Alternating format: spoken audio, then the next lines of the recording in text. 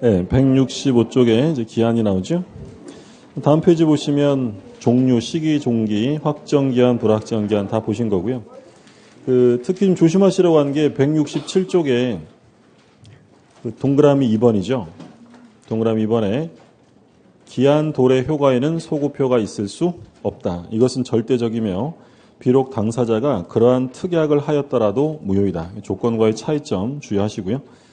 자, 기한의 이익 나오는데 기한의 이익은 153조 1항을 보시면 기한은 채무자의 이익을 위한 것으로 추정한다. 두 가지 조심하시라고 했죠. 일단 누구를 위한 거냐면 채무자고요. 그리고 마지막에 추정한다. 본다 이러면 틀려요. 간주 규정이 아니라 이건 단순한 추정 규정이고요.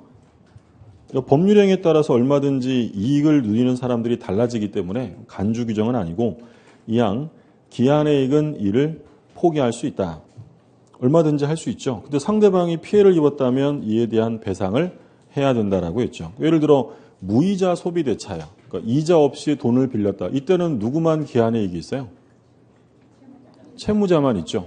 채무자는 일정 기간 돈을 안 갚아도 되는데 이자 주지 않아도 되잖아요. 그럼 만약에 이자부 소비 대차 매달 이자를 주기로 했다면 둘 다 누리죠. 그러니까 채무자는 일정 기간 안 갚아도 되고 채권자는 매달 이자를 받고 그러면 만약에 무이자 소비 대차에서 변제기 전에 변제를 했다면 기한이익 포기죠.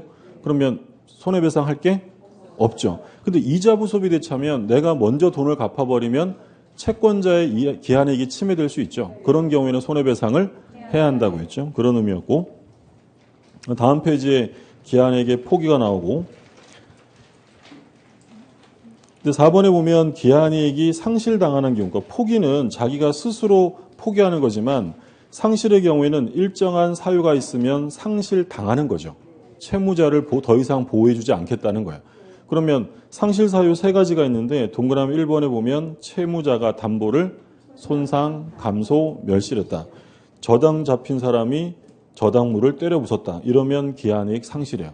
그럼 채권자가 당장 돈 갚아라고 하면 변제를 해야 되는 거죠. 두 번째, 채무자가 담보 제공 의무를 이행하지 않은 때 담보 제공하기로 해놓고 약속을 안 지키면 기한이익 상실이고요. 세 번째는 채무자가 파산한 때 그래서 담보의 손상 감소 멸실 그리고 담보 제공 의무를 이행하지 않았을 때 파산했을 때 이렇게 되면 기한이익이 상실되니까 그 효과는 맨 마지막 뒷줄에 가운데 채무자가 기한의 이익을 주장할 수 없게 된다라고 했죠. 그 얘기고 자, 오른쪽에 169쪽에 이제 체크 플러스에 나오는 게 조금 어려운 부분에 속하죠. 어려운데 좀 잘 기억해 두셔야 되는데, 특히 3번은 매우 중요한 판례였고요. 조건과 불확정 기한의 구별 기준. 자, 일단 파란 글씨, 파란 박스를 볼게요. 파란 박스.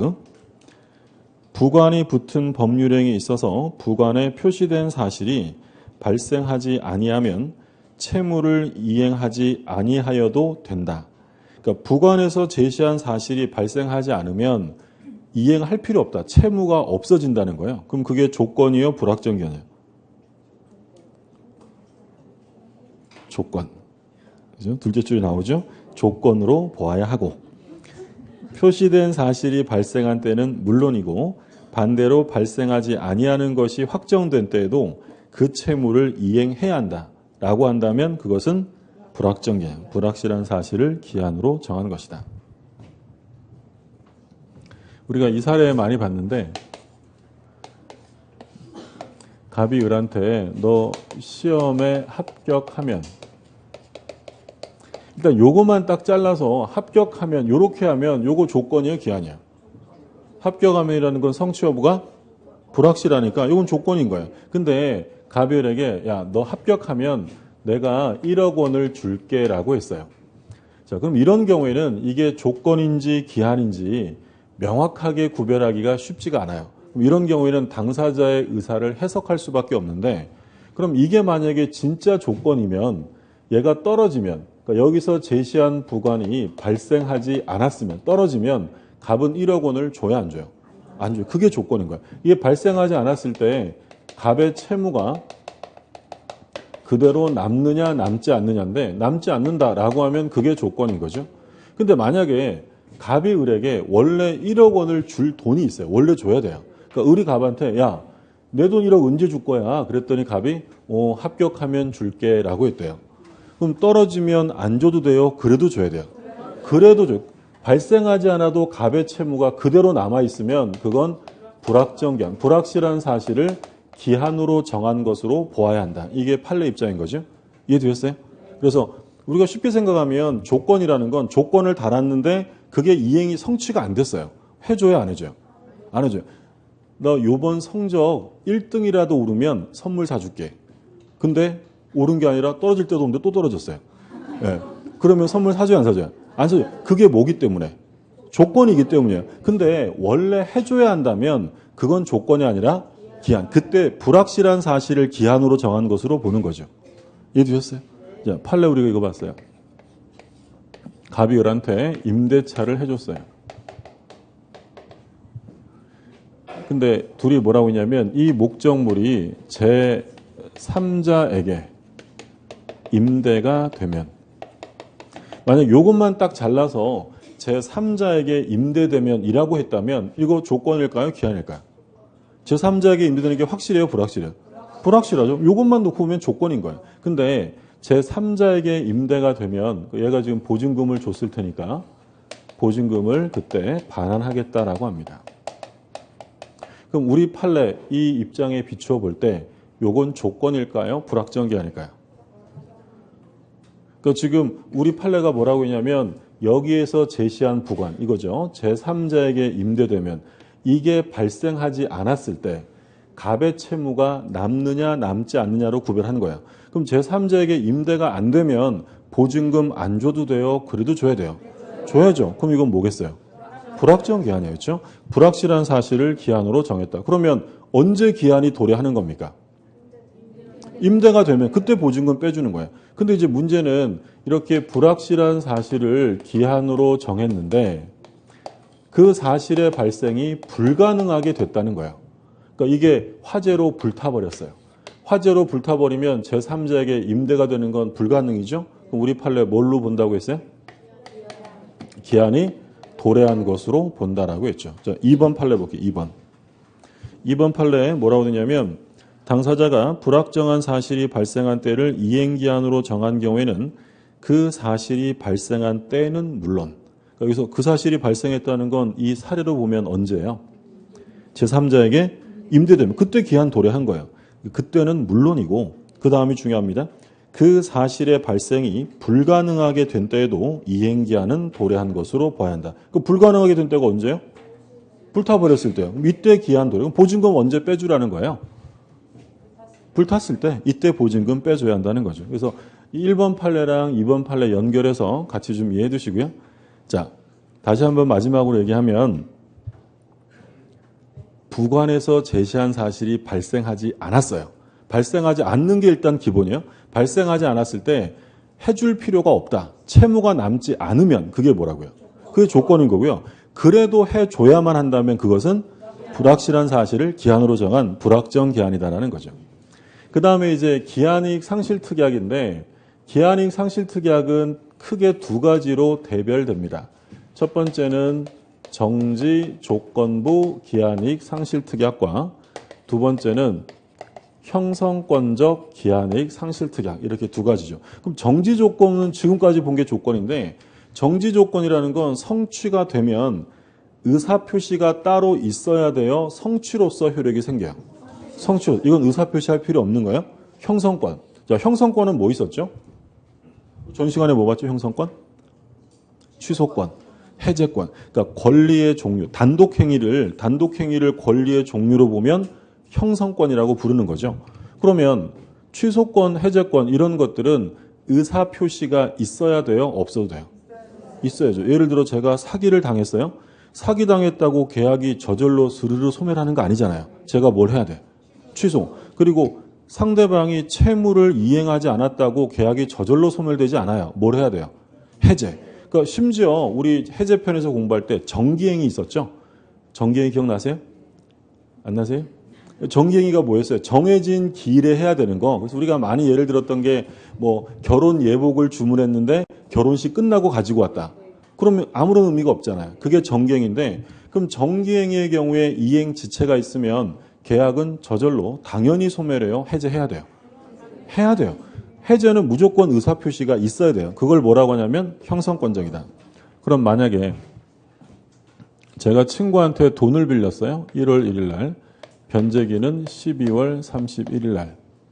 근데 어떤 특약을 했냐면 만약에 내가 2달치 이자를 못 내면 기한이익은 상실되는 것이다 라고 특약을 합니다. 보통 이제 돈 빌리고 할 때 이런 특약 하죠. 은행에서 돈 빌리면 기한이익 상실 특약 해야 안 해요? 보통 하죠. 예. 예.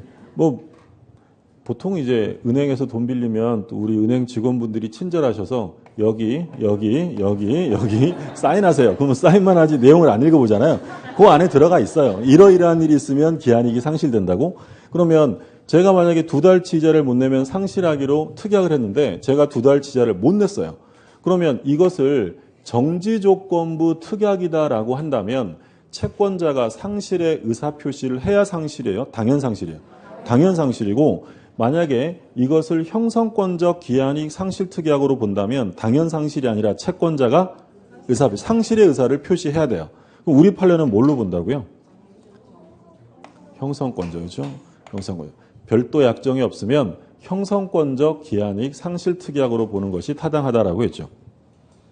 기한이익 상실 특약은 채무자를 위한 걸까요? 채권자를 위한 걸까요? 채권자. 채무자가 약속을 안 지킬 때를 대비해 둔 거예요. 그러면 채권자를 위해서 둔 것이라는 점에 비추어 볼 때 당연 상실이 채권자에게 유리하다는 거예요. 채권자가 선택할 수 있게 해주겠다는 거예요. 선택. 형성권적이면 채권자가 할 수도 있고 안 할 수도 있고 선택할 수 있잖아요. 교재 볼게요. 파란 글씨 보면 일정한 사유가 발생하면 채권자의 청구 등을 요함이 없이 당연히 기한이익이 상실되어 이행기가 도래하는 것으로 하는 그게 뭐예요? 정지조건부. 정지조건부 기한이익 상실 특약과 마지막에 채권자의 의사행위를 기다려 비로소 이행기가 도래하는 것으로 하는 형성권적 기한이익 상실 특약 두 가지로 대별합니다. 근데 밑에 볼게요. 파란 글씨에 채권자를 위하여 둔 것인 점에 비추어 명백히 정지조건부 기한이익 상실 특약이라고 볼 만한 특별한 사정이 없는 이상 형성권적 기한이익 상실 특약으로 추정하는 것이 타당하다. 우리 판례는 뭘 취한다고요? 형성권적. 근데 이건 중요한 것이기 때문에 판례 입장 당연히 기억하셔야 되고요. 각각의 의미를 아셔야 돼요. 그러니까 만약에 지문에 채권자의 의사표시 없이 당연 기한이익 상실이 되는 것은 형성권적 기한이익 상실 특약이다. OX에. 틀려. 당연 상실은 뭐라고요? 정지조건부. 그죠? 꼭 구별하시고요. 자, 이제 총칙이 다 끝났죠? 고생 많으셨고요. 예. 또 새로운 거, 이제 물권법이 나옵니다. 194쪽이요.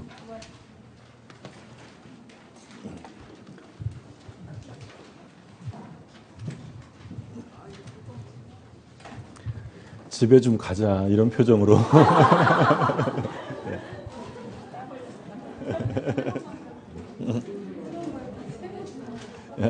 좀 더 보셔야 돼요. 이 물권. 제가 잘 알아서 끊어드릴게요. 네, 물권법인데 일단 물권에 관한 내용을 보는 거예요. 물권. 그러니까 물권의 의, 그러니까 물권이라는 것은 물건을 지배하여 얻는 이익 이런 건데 물권의 특성이 있었죠. 특성. 뭐 간단한 네 가지. 지배성, 절대성, 배타성, 양도성.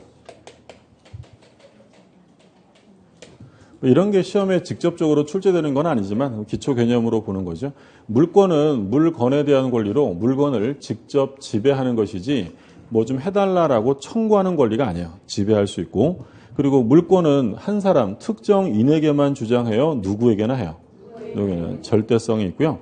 그리고 배타적으로 지배가 가능합니다. 그리고 물권은 자유롭게 양도할 수 있다. 이게 이제 물권의 특성인데 그러면 물권의 객체, 대상이죠. 물권의 대상. 원칙은 무엇을 대상으로 하냐면 물건이에요. 물건.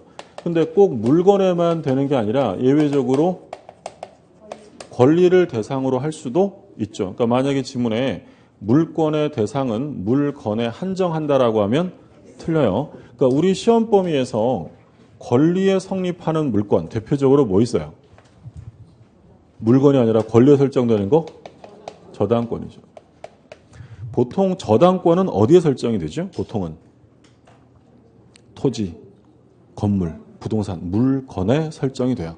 근데 이 저당권은 꼭 그 물건뿐만 아니라 지상권이나 전세권이라는 권리를 대상으로 해서도 성립이 돼요. 근데 여기에 뭐 들어가면 안 되죠? 지역권. 지역권은 절대로 안 되죠. 지역권에 가면 우리 또 공부하겠지만 법률이 지역권은 다른 권리의 목적으로 하지 못한다라고 규정을 했고요. 그러면 이때 물권의 대상이 되는 이 물건은 어떤 물건이어야 한다고 했냐면 현존하고 특정돼야 되며 독립한 물건이어야 합니다. 독립한 물건. 그래서 물권이 성립하려면 물건은 현재 있어야 되죠. 그러니까 계약이랑은 다르다고 했어요. 계약은 꼭 계약상의 대상물이 지금 있어야 돼요. 장래 물건이라도 돼요. 장래 물건이라도 지금 계약할 수 있어요. 근데 예를 들어 제가 소유권, 물권을 취득하려면 지금 그 물건이 있어야 돼요. 현존해야 되고요. 그리고 어떠해야 돼요? 특정돼요. 특정되지 않은 상태에서는 물권이 성립할 수 없죠. 우리 그래서 그 명인방법 공부할 때 어떤 거 있었냐면 판례 중에 산 100번지에 있는 나무 중에 50그루는 갑의 소유다. 명인방법이 돼야 안 돼요? 안 돼요. 왜 안 된다 그랬어요? 50그루가 어떤 건지 특정되지 않았어요. 그러니까 종류물 상태. 예를 들어 제가 TV를 사러 전자마트에 갔는데 TV가 엄청 많잖아요. 그럼 그 상태에서는 아직 특정이 안 돼 있기 때문에 물권이 성립할 수가 없어요. 그 중에 한두 개가 어떻게 돼야 돼요? 특정돼야만 물권이 성립하는 거죠. 특정돼야 되고. 며칠 전에 마트에 장난감 사러 애랑 애엄마랑 같이 갔는데 이제 애가 막 어떤 걸 살지 막 고민하더라고요. 그랬더니 제 아내가 옆에 있다가 빨리 특정해 그러더라고요. 예, 직업적으로 그런 거죠. 그렇죠? 그 다음에 특정이 돼야 되고, 근데 이와 관련해서 뭐 했냐면 증감 변동하는 집합물. 그러니까 고정되어 있는 게 아니라 증감 변동하는 집합물의 특정성을 인정할 수 있느냐. 우리 판례는 인정한다. 우리 어떤 판례 봤었냐면 뱀장어 판례 봤었는데 뱀장어는 시험에 안 나오고요. 중요한 게 뭐였냐면 재단저당 판례죠. 재단저당. 뱀장어도 물론 이제 뱀장어. 그러니까 이 사건이었어요. 그러니까 갑이라는 사람이 을한테 돈을 빌려줬어요. 채권자. 근데 얘네 둘이 양도담보를 설정하기로 합의합니다. 양도담보라는 건 일단 이거 채권이에요? 담보물권이에요? 우리 양도담보 언제 공부했죠? 가등기담보법 할 때 가등기담보도 있고 양도담보도 있고 이랬잖아요. 그럼 그 양도담보를 설정한다는 건 양도담보는 채권이에요? 물권이에요? 담보? 물권이죠.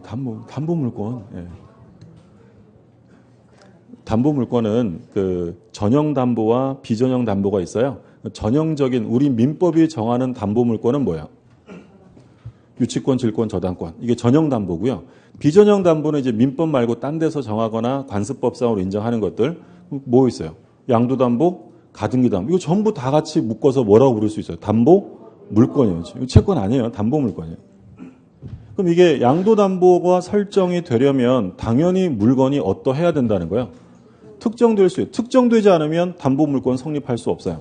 근데 뭘 담보로 잡혔냐면 자기가 가지고 있는 양만장, 그러니까 양식장 내에 뱀장어 100만 마리를 양도담보로 설정한 사건이죠. 그럼 뱀장어가요, 여기 가만히 이렇게 웅크리고만 있는 게 아니라 어린 것들이 들어와가지고 살이 찌면 팔려나갈 거 아니에요. 그러니까 치어가 들어와서 성어가 되면 배출됩니다. 증감, 변동하죠. 그럼 이 경우에 특정성이 상실되어 유지된다는 거예요. 유지된다라는 거예요. 이런 경우에 이제 증감 변동하는 집합물의 특정성이 인정된다는 거고요. 또 같은 취지의 판례로 돈사, 돼지집이잖아요. 그럼 돈사 안에 돼지들이 완전 다 돼지 있어요. 그러면 이것도 마찬가지예요. 이 돈사 안에 있는 돼지를 양도담보로 설정하면 이 어린 것들이 들어와서 이 뚱뚱해지면 팔려나가고 할 거 아니에요. 이것도 역시 뭐가 되는 거예요? 증감, 변동돼요. 이 특정성이 상실돼요, 유지돼요? 유지된다는 거죠. 근데 이게 동산이기 때문에 뱀장어는 부동산의 동산이에요. 동산이잖아요. 그러니까 동산보다는 우리 시험에 뭐가 나온다고요? 재단 나와요. 그러면 공장재단이나 광업재단의 저당을 잡으면 특히 이제 공장재단을 예를 들면 공장의 토지, 공장의 건물, 공장의 기계 이게 하나의 저당으로 다 들어가요. 그게 무슨 저당이에요? 재단. 근데 시간이 지나면서 공장 재산에 증감 변동이 있을 거 아니에요. 그러면 특정성이 상실되어 그래도 유지가 돼요. 그래도 유지가 된다. 그러니까 우리 시험에는 뱀장어 안 나왔고 재단 판례가 한번 출제가 됐었죠. 그 얘기였고. 근데 이건 시험에 나온 적이 있어요. 다음 중 물권에 해당하지 않는 것은 이렇게 해가지고 양도담보가 지문으로 나온 적이 있어요. 양도담보는 물권이 아니에요? 담보물권이에요. 담보물권. 자, 그러면 말씀드린 것처럼 물권이 성립하려면 현존하고 특정되고 그리고 이제 독립한 물건이 되는데 특히 요 독립한 물건과 관련해서 주의하셔야 되는데 일단 우리가 물건이다라고 하면 동산과 부동산이 있죠. 동산은 뭐가 동산이라고 했냐면 부동산이 아닌 거라고 그랬죠. 부동산은 아닌 거고 부동산은 토지 및 그 정착물 그렇죠. 여기 이제 부동산. 부동산은 크게 토지와 건물 이렇게 나누는데 근데 독립한 물건인지 아닌지는 동산의 경우에는 비교적 식별이 용이하죠. 눈으로 보면 알잖아요. 예를 들어 이 칠판지우개 한 개, 이건 하나의 독립한 물건이에요. 동산으로서. 그럼 책은요. 책을 세는 단위를 뭐라고 하죠? 한 권이 하나의 물건이에요. 그러면 여기에는 소유권이 몇 개 있어야 돼요? 한 개. 그러니까 예를 들어 분필도요. 앞부분과 뒷부분의 소유자가 달라질 수가 없어요. 그렇게 될 수 없는 거죠. 왜냐하면 그렇게 돼버리면 문제는 뭐냐면 물건의 일부 외에도 물권이 성립할 수 있게 된다라는 거죠. 그래서 하나의 물건에는 하나의 물권이 있어야 되고 부동산을 볼게요. 토지는 이렇게 쭉 이어져 있잖아요. 동산과는 달리 눈으로 이렇게 쓱 보면 여기부터 여기까지가 하나의 물건이네라고 알 수가 없죠. 그래서 이건 어쩔 수 없이 인위적으로 구별할 수밖에 없는데 이거 어떻게 합니까? 공간정보 구축 및 관리에 관한 법률에 따라 그렇죠. 예전 지적법상 뭐 하는 거예요? 분할을 해서 필지를 부여하는 거죠. 그래서 요 하나의 필지가 하나의 독립한 물건이에요. 예를 들어서 이게 100번지예요. 그럼 이게 100번지면 이게 몇 개라는 거예요? 이제 하나예요. 그럼 100번지의 갑이 소유권을 가지고 있다. 근데 이 상태에서 친구 을이 좀만 줘 이럽니다. 을이 그래 알았어 하고 갑이 여기다 금을 이렇게 거서 이 부분의 땅을 을에게 소유권을 취득하게 지금 할 수 있느냐. 을은 소유권자가 돼야 안 돼요. 금 거서 하면. 안 되죠. 왜 안 돼요? 이건 지금 독립한 물건이에요. 100번째 일부예요. 이거 물권이 성립할 수 없다는 거예요. 그러면 뭐부터 하라고요? 분할. 그러면 이게 100-1번지가 돼요. 그럼 100-1번지면 이제 100번째 일부가 아니라 하나의 독립한 물건이죠. 그러면 여기에 물권이 성립할 수 있다. 그러니까 이걸 이제 우리 판례 표현으로 옮기면 분할하지 않은, 분필되지 않은 토지 일부의 소유권 보존 등기를 할 수 있어요, 없어요? 없어요. 분할되지 않고 소유권 보존 등기를 따로 할 방법이 없다라는 거죠. 건물은 독립성을 하나의 물건을 뭘로 나눠요? 한 개 동. 그러면 한 개 동이 있으면 원래는 이 한 개 동의 물권은 소유권은 몇 개 있는 게 원칙이에요. 한 개가 있어야죠. 근데 이제 뭐 생각해 보면 고층 건물이 이제 즐비하잖아요. 그럼 101호 아저씨, 102호 아주머니 소유자가 다 달라요. 그러면 한 동 건물의 소유권이 여러 개 존재하게 됩니다. 이건 일물일권주의 원칙이에요. 예외예요. 그래서 이 예외를 우리가 공부하는 게 어디서 보냐면 집합건물 소유 및 관리에 관한 법, 통칭 이제 집합건물법에서 하나의 집합건물에 수개의 구분 건물이 존재하는 모습이 있죠. 이건 원칙이 아니라 예외. 공유는요, 땅이 이렇게 있는데 갑이랑 을이랑 2분의 1의 지분으로 공유하고 있다. 이건 예외예요, 원칙이에요. 바꿔서 말하면 2분의 1의 지분으로 공유하고 있다는 건 소유권 두 개를 하나씩 갖는 거예요? 하나를 나누는 거예요? 하나를. 그러면 하나의 부동산에 물건이 몇 개 있어요? 하나. 그럼 이건 일물일권주의에 부합합니다. 그런 거죠. 그래서 이것과 관련해서 이제 우리가 공부했던 것이 바로 일물일권주의가 되죠. 그러니까 일물일권주의는 그 의의가 하나의 물건 위에는 동일한 종류, 동일한 내용, 동일한 순위를 목적으로 하는 물건은 두 개 이상 있을 수 없다. 이게 이제 일물일권주의죠. 그러니까 하나의 물건에는 같은 종류, 같은 내용, 같은 순위를 목적으로 하는 물건은 두 개 이상 있어서는 안 된다. 하나만 있어야 한다는 거죠. 근데 이 뜻을 다시 풀어서 보면 하나의 물건 위라 하더라도 동일한 종류, 내용, 순위가 아니라면 여러 개의 물건이 성립할 수도 있다는 거예요. 그러니까 결론은 뭐냐면 양립할 수 있으면, 서로 충돌하지 않아서 양립할 수 있으면 여러 개 있어도 되는 거고요. 서로 충돌이 되어서 양립 불가능하면 하나만 있어야 한다는 거예요.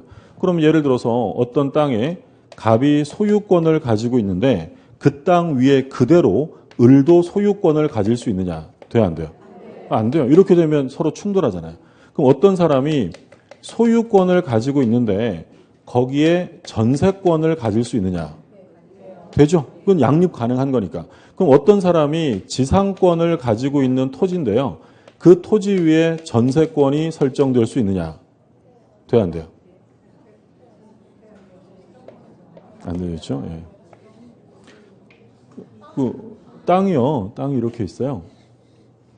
이 땅에 갑이라는 사람이 지상권을 가지고 있어요. 지상권은 뭐 하는 권리죠? 타인의 토지를 배타적으로 이용하는 용익물권이에요. 그러면 이 땅에 을이 전세권을 갖는다?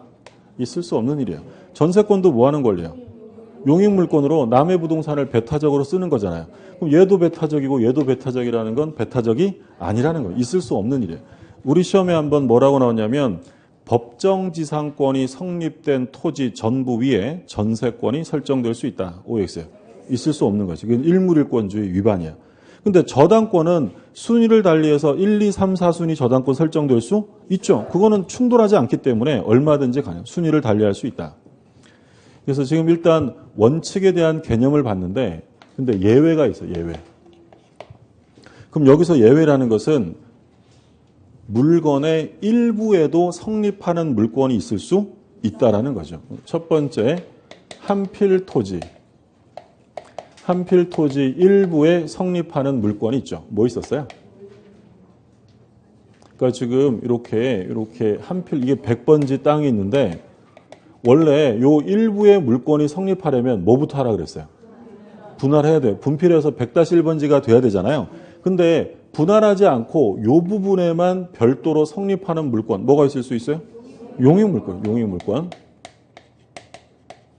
용익물권은 지상권, 지역권, 전세권. 그러니까 이건 빌려 쓰는 거니까 반드시 꼭 전부를 다 빌려 쓸 필요는 없고요. 일부만 빌려 쓸 수도 있다라는 거죠. 그러니까 만약에 지문에 한필 토지 일부에 지상권을 설정하기 위해서는 먼저 분필하여야 한다라고 하면 틀려요. 이건 일부에도 설정이 될 수 있다. 그러면 한 동 건물, 토지가 아니라 일부에 성립할 수 있는 거. 자, 용익물권 중에서 뭐가 나오면 되겠어요? 지상권, 지역권은 어디에만 설정돼요? 앞에 땅지자 토지, 그죠? 얘는 토지 건물 다 되죠? 그럼 용익물권 중에서 뭐만? 전세권. 그리고 한동 건물 일부에 성립하는 물권 구분 건물이 있어요. 구분 건물. 집합 건물 소유 및 관리에 관한 법률에서 하나의 집합 건물에는 여러 개의 구분 건물이 존재한다. 좀 전에 보신 거죠? 그러니까 원래대로 하려면 요 한동 건물의 소유권이 하나만 있어야 되는데 요게 구별이 되어서 일부분 101호, 102호 소유권이 전부 다 달라질 수 있다는 거야. 그럼 이건 원칙이에요, 예외예요? 예외죠. 근데 요게 구분 건물 되려면 무조건 되는 건 아니고 요건을 갖춰야죠. 요 부분이 어떻게 돼 있어야 돼요? 그러니까 객관적인 요건과 주관적인 요건이 필요한데 객관적인 요건은 구조상, 이용상, 독립성이 있어야죠. 그러니까 소위 이제 물리적 독립성이 있어야 되고요. 근데 이게 아무리 구조상 독립성이라는 건 외부 경계벽으로 차단되어 있어야 되고요. 그리고 이용상 독립성은 다른 방식을 통하지 않고 독자적으로 출입이 가능해야 되는데 이렇게 물리적으로 독립성이 있다고 해서 무조건 구분 건물이 되는 건 아니잖아요. 뭘 해야 되죠? 소유자의 주관적 의사로 구분 행위를 해야 돼요. 구분 행위를 해야 한다. 그죠? 할 때마다 본 게 이 건물 얘기했잖아요. 이 건물. 이 건물은 층마다 다 독립성이 있어요. 그럼 이 건물은 한 사람이 소유하고 있어요. 소유자가 층마다 달라요. 모른다고 했죠. 네, 모르는 거예요. 그러니까 제가 이 건물을 지은 사람인데 제가 돈이 되게 많아요. 그럼 이거 나 혼자 다 같이 뭘 구분해? 이러면 제 이름 혼자 있을 거 아니에요. 근데 제가 돈 빌려가지고 이 건물을 짓느라고 빚 갚으려고 이 건물을 전부 다 층마다 분양을 했어요. 그럼 구분 건물이 됐을 거 아니에요. 그러니까 누구 마음대로 하는 거예요. 소유자의 주관적 의사로 구분 행위가 있어야 한다. 근데 여기서 매우 중요한 건 뭐냐면 이 구분 행위로서 집합 건축물 대장에 등록하거나 구분 건물로 등기하여야 구분 건물이 인정된다. OX예요. 매우 중요한 거죠. 이게 구판례죠. 옛날에는 구분 건물이 되기 위해서는 집합건축물 대장의 등록이나 등기라는 구분행위 방식을 취했어야 돼요. 근데 지금은 판례가 변경되어서 구분행위의 시기나 방식의 제한이 없다라는 거예요. 어떤 판례 있었냐면 어떤 사람이 건물을 짓고 있는데 아직 완성되지 않았어요. 근데 미리 이 사람이 분양계약을 했어요. 미리 분양계약. 미리 분양계약을 하고 나중에 건물이 완성됐다. 그러면 이 사람이 분양계약을 했다는 것은 이 건물을 하나로 하겠다는 거예요? 구분하겠다는 거예요? 구분하겠다는 거예요. 이 분양계약도 뭘로 인정한다고요? 구분행위로 인정하는 거예요. 그러니까 예전에는 구분행위의 시기와 방식의 제한이 있었어요. 시기는 언제 이후에 하는 거냐면 건물이 완성된 다음에 하는 거예요. 시기적 제한이고 방식의 제한은 어떤 방식을 취하라고요? 등기 등록하라. 이게 옛날 방식이에요. 근데 이 판례가 전부 다 폐기되고 시기나 방식의 제한이 없어졌어요. 그러면 이 분양계약도 구분행위가 될 수 있다. 분양계약이든 뭐든 등기 등록이 꼭 해야 되는 게 아니라 소유자의 주관적 의사가 표출되면 그게 구분행위인 거야. 그리고 구분행위는 완성 전에 후에 해야 돼요? 전에도 돼요? 전에. 아무런 시간적 제한이 없어요. 물론 구분 건물로 인정되는 시점은 분양계약 했을 때요. 완성은 돼야 돼요. 완성되면. 그렇죠? 이건 뭐 우리 집합건물법 할 때 굉장히 강조해서 본 거라서 다시 한번 확인 차원에서 본 거고요. 제가 그렇게 숙제 좀 해오시라고 그러는데 안 하잖아요. 수목, 나무. 나무가 있어요. 갑이라는 사람이 토지 소유자인데 여기에 나무가 심어져 있다. 그러면 이 나무는 당연히 누구 거예요? 토지에 부합돼요. 그렇죠? 이 나무는 독립한 물건이 아니라 토지의 일부가 되는데 근데 이 나무만 별도의 독립한 물건으로 다룰 수 있죠. 뭘 하면 된다고 했냐면 임목법에 의해서 등기한 나무, 등기한 임목. 그리고 임목법에 의해 등기한 게 아니라 명인 방법을 갖춘 경우. 명인 방법에 의한 수목의 집단. 이렇게 되면 별도가 되는데 그러니까 이게 갑의 땅인데 을이 권리를 가지고 자기 나무라고 별도로 등기를 하면 을의 소유물의 대상이 되는 거야. 그럼 이건 원칙이에요, 예외예요? 원칙은 이게 누구 거야 돼요? 갑 거야 되는데 별도로 다른 사람의 물권의 대상이 될 수 있다는 거고요. 근데 꼭 이렇게 등기를 해야 되는 게 아니라 명인 방법으로 인정해 줄 수도 있죠. 명인 방법은 관습법상 인정하는 거죠. 근데 명인 방법으로 인정되려면 나무는 어떻게 돼야 돼요?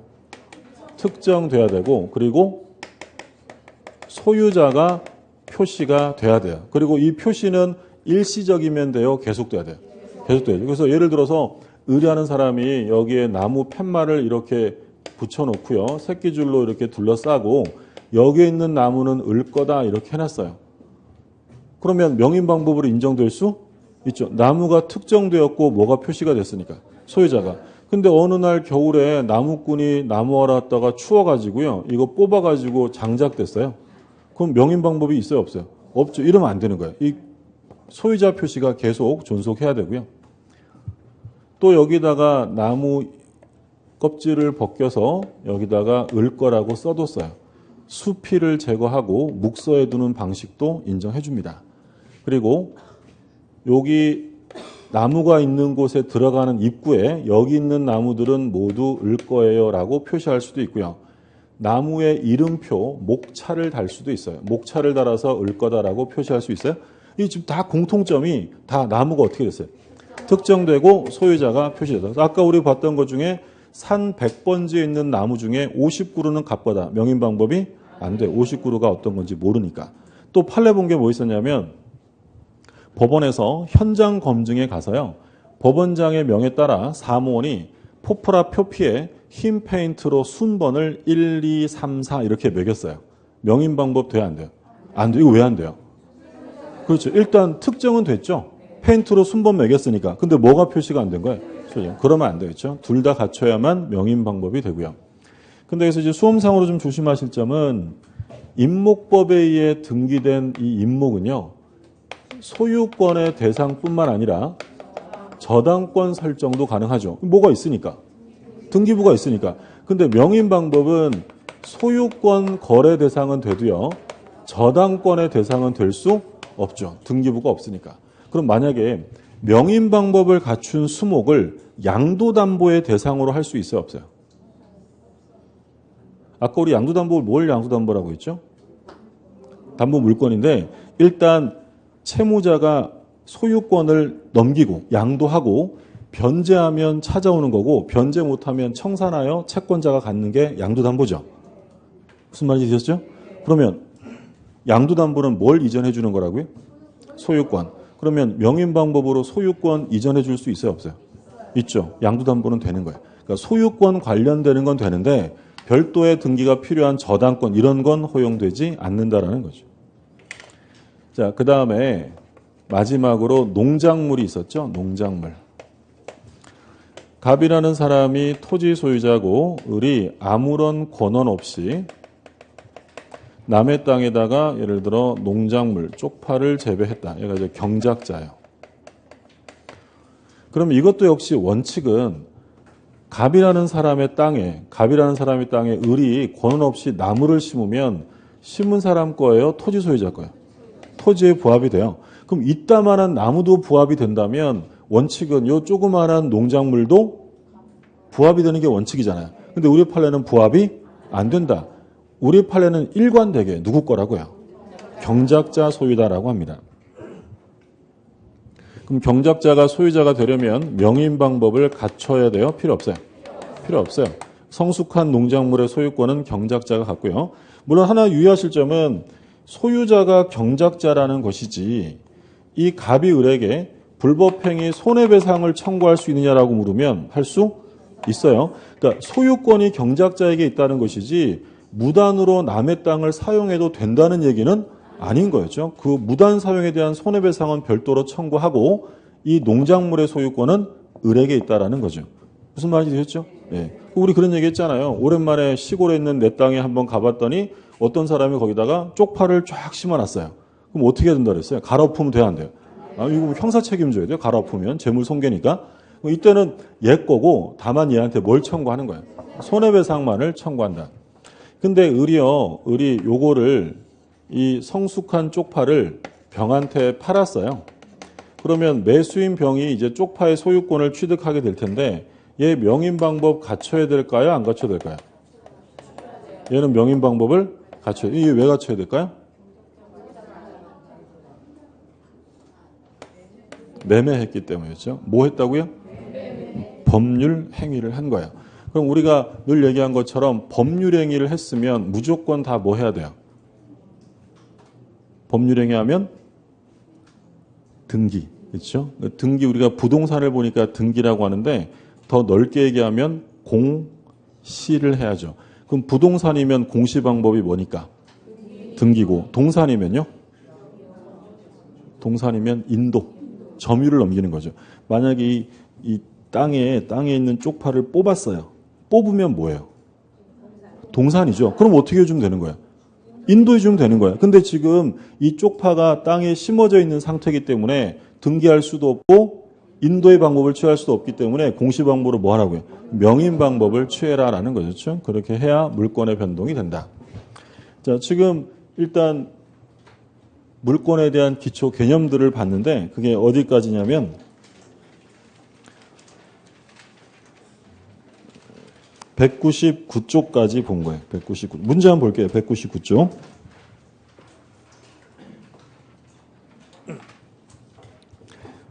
민법상 물권에 관한 설명으로 틀린 것입니다. 1번.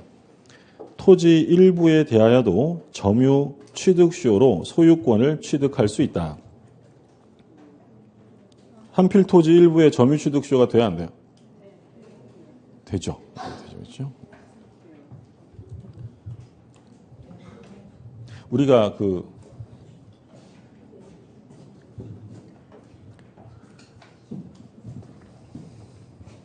자주점유, 타주점유 할 때 땅이 이렇게 돼 있어요. 갑이라는 사람이 이 땅을 샀고 이게 을의 땅인데 이 땅을 매수한 갑이 경계선을 착오하여 을의 땅의 일부를 점유했다. 그러니까 이 경계선을 넘어서 여기까지 점유한 거예요. 이 점유의 태양은 자주예요, 타주예요? 자주점유죠. 그러면 이 갑은 을의 땅의 일부분에 대한 점유 취득시효가 인정되죠. 나중에 등기할 때는 어떻게 하라고 했어요? 나중에 분필해서 등기를 받아가면 된다고 했죠. 우리가 점유취득시효 처음에 들어가면 뭘 보냐면 점유취득시효의 주체와 대상을 봐요. 점유취득시효의 주체는 누구예요? 사람, 자연인과 법인. 그리고 하나 조심하시라고 하는 게 비법인 단체, 종중, 교회. 얘는 사람이 아니잖아요. 얘들 시효 취득할 수 있어요? 없어요? 있다는 걸 조심하시라고 할 때마다 본 거 아니었죠? 종중도 할 수 있다라고 했어요. 그게 이제 끝나면 바로 대상을 받잖아요. 그럼 문제되는 대상이 첫 번째 자기 물건 취득시효 할 수 있느냐? 할 수 있죠. 그리고 나온 게 국유재산. 국유재산은 행정재산과 일반재산으로 나누죠. 그럼 행정재산은 시효 취득할 수 없고 일반재산은 되죠. 그 다음에 본 게 한필토지 일부예요. 한필토지 일부의 점유취득시효 할 수 있다. 다만 객관적 징표가 계속돼야 한다. 이런 얘기 했었어요. 예.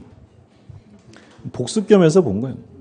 뭐 기억 안 난다고 뭐 낙심하고 그러지 마세요. 아직 155일 남았으니까 충분한 시간이에요. 155일이면 충분해요.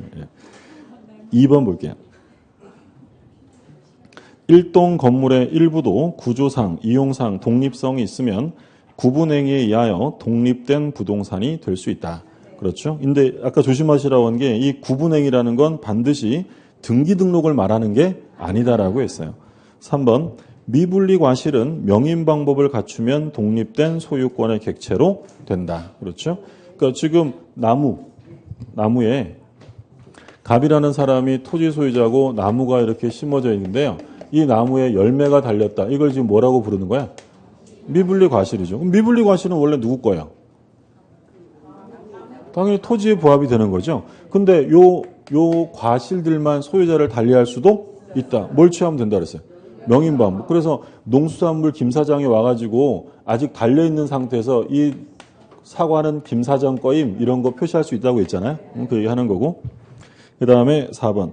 토지에서 벌채되어 분리된 수목. 얘는 그럼 뭐예요? 독립한 소유권, 동산이잖아요. 분리가 됐으니까. 그렇죠? 독립된 소유권의 객체로 되고요. 5번. 농지 소유자의 승낙 없이 농작물을 경작한 경우 명인 방법을 갖추어야만 토지와 별도로 독립된 소유권의 객체로 된다. 그렇죠? 명인 방법 갖출 필요 없이 바로 경작자가 소유권을 취득합니다. 자, 물권의 종류인데 오늘은 깔끔하게 여기까지 보겠습니다. 여기까지 보고 물권의 종류부터 다음 주에 이어서 다음 주는 화요일 날 그냥 하는 거예요? 예. 자꾸 이제 불편하게 돼서 죄송하고 화요일 날 합니다. 예. 수고하셨습니다.